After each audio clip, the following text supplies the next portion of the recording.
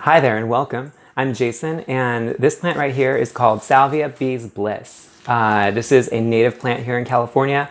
It's a native hybrid. It's often thought of as a cross between Salvia leucophylla and either Salvia sonomensis or Clevelandii. Not really sure, but it's a hybrid.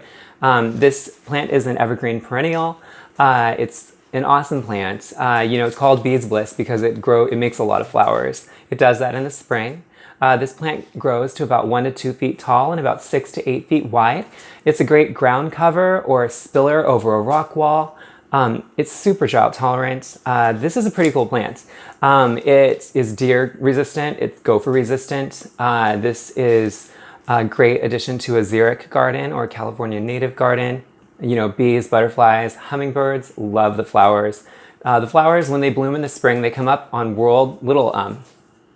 it's like these whorls of flowers. In other words, they're going outwards and up, and they're purple. They're pretty cool. They're nice, light, minty scented flowers. The foliage is very minty scented as well, as this is in the mint family. As far as the water requirements, it's super drought tolerant. It's a native here in California.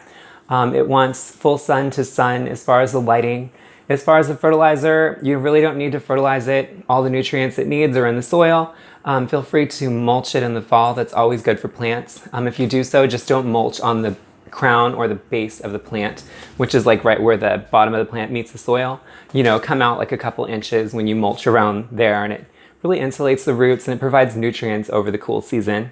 As far as the type of soil, the soil pH is very adaptable. You can grow this in acidic, neutral, or alkaline soil.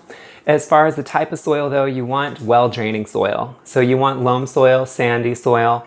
If you have clay soil, you'll really want to amend that clay soil and try planting it on an incline or slope so that the water drains away from the roots of the plant. This really wants drainage, to grow well in your landscape. Hence, it's great for rock walls. As far as propagation, you can harvest the seeds at the end of the bloom season. So when you see the flowers start to sputter out, you won't see as many purple flowers coming out of the bracts of the plant. So when the flowers start to slow down, that's when the seed, a couple weeks after that is when the seed will start to become available. Sometimes the birds start to eat the seed. If you see that, I would just harvest it at that point. So you just put a bag over the seeds, a bag over the flower spike, tie the bag, cut the flower spike off of the plant, and then hang that flower spike in a dark, dry, and cool place until they dry about a month, and then shake the bag. The seeds will fall out and go to the bottom of the bag. And when you grow this from seed, you want to do that in the early spring. That's the same time you want to harvest cuttings, early spring as well. And you want to collect cuttings from semi-hardwood parts of the plant. In other words, it's not soft and herbaceous, it's not super hard and woody. It's kind of somewhere in the middle where it's a combination of both. Those make great cuttings for most salvia. As far as I think that's about it.